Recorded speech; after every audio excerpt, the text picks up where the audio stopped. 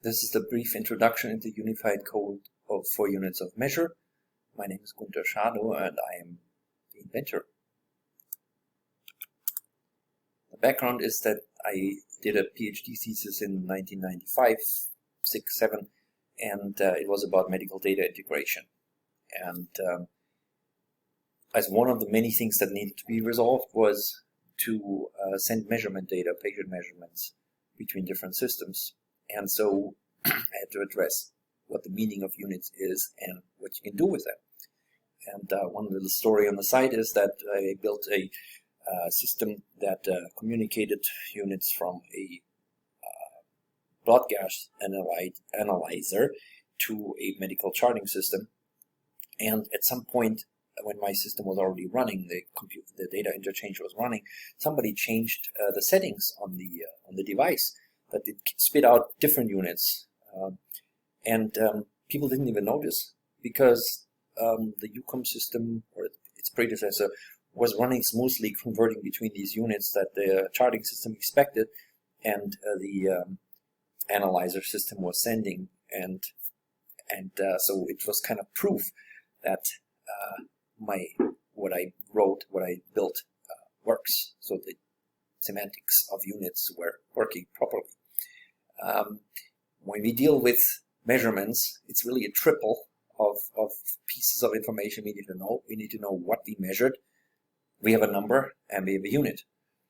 This whole thing about what we measure, properties, quantities, is a rabbit hole, and we won't get into that. And it's a problem when unit standards start with that, because you can never really finish. It's a huge set of possible properties that you can deal with. Units are really something much more basic. You can't even tell the property from the unit. If you see 3 meters somewhere, you don't know whether that's a body height or the length of a boat, right? So you don't know that. So what we really are focusing on is units, and units really behave more like numbers almost than like property specifications.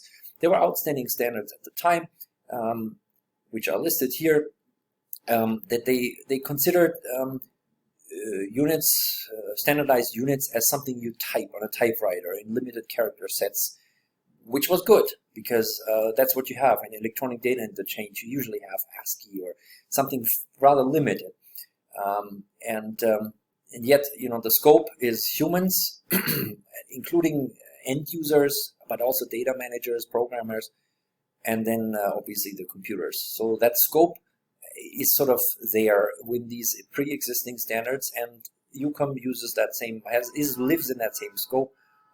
Focus, of course, is on unambiguous electronic data interchange.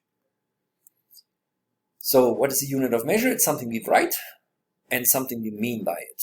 And how we write it might introduce ambiguities now that need to be disambiguated. Like a good example is CD, which could mean centiday or candela, or PA in a case-insensitive system, where it could mean Pascal or Peter Ampere. Right? Ounce, on the other hand, also exists in different versions.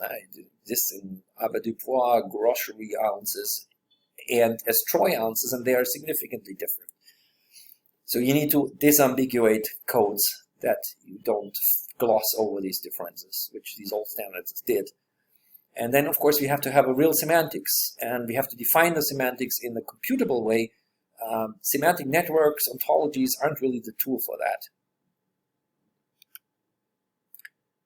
If you want to see the UCUM specification, you go to unitsofmeasure.org, and then you can click on looking at the specification, and you get a document that has this table of contents. It talks about the grammar, syntax, and the semantics of the units, and then a bunch of tables. Syntax rules, we know how to do that. B and F, right? There are some peculiar things with units. Obviously, unit syntaxes can be specified in finite state automata. That's all fine and good. In the case of units, you have you don't separate prefix and unit atom, like cm for centimeter, kg for kilogram. You don't separate them; they are together. So you have to analyze the individual token to separate those, and that's a little different from other computer formal grammars, right? Where you may not have these you don't have to analyze individual identifiers. But it's all possible and doable and specified how you can do that. I want to focus on the semantics, or progress here. The UCUM Semantics is intuitively defined on the basis of what units mean. If you do a little bit of physics and you have done some calculations and reduced the unit terms, 1 Newton is 1 kilogram times meter per second square. It immediately comes to you that you have something like the factors and the decimal exponents that you can put on one side of the term, and then you have base units. You can divide. You can express every derived unit in terms of a factor of a product of base units to rise to different powers. So you can, for the computer, easily take these symbols of the base units out, just leave the powers in the base unit vector. You arrange the base units in a standard way. Whatever, you start with meters, seconds, grams, and other base units, and then you're done. Then you have these simple mathematical forms with which you can calculate. You can determine whether two units are equal. You can determine whether they are commensurable, and you can make multiplication, division, explanation operations. And then you have to deal with these non-ratio scale units, degrees Celsius, Fahrenheit, which you do with a function pair that basically takes just a number and translates it into the Celsius scale, and then from the Celsius scale back into the Kelvin scale. And you can do the same thing with logs and other nonlinear scales. The good thing is that because the UCUM is defined algebraically instead of using ontologies or even UML models, this is just one example UML model that you can use if you wanted to, which I used at some time in the past to implement UCUM.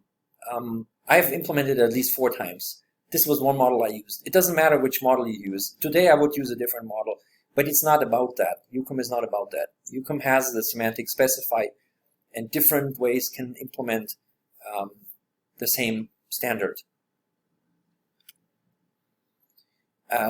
Last word about UCUM versus competitors, perhaps.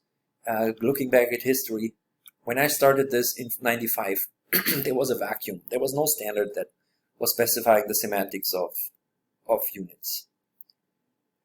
And so I had to fill this vacuum. There was some contemporary stuff out there, GNU units in particular, and I looked at that source code, and it was really impressive that it did a bunch of stuff, but it had nothing to do with dimensional analysis. So there was no relation between Newton and kilogram. Nothing.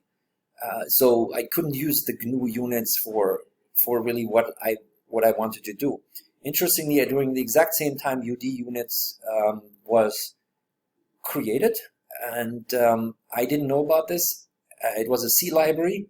I could have used that at the time when I worked with C and C++, and I'm actually glad that I didn't know about this, because that way I could build an actual standard rather than just a C library.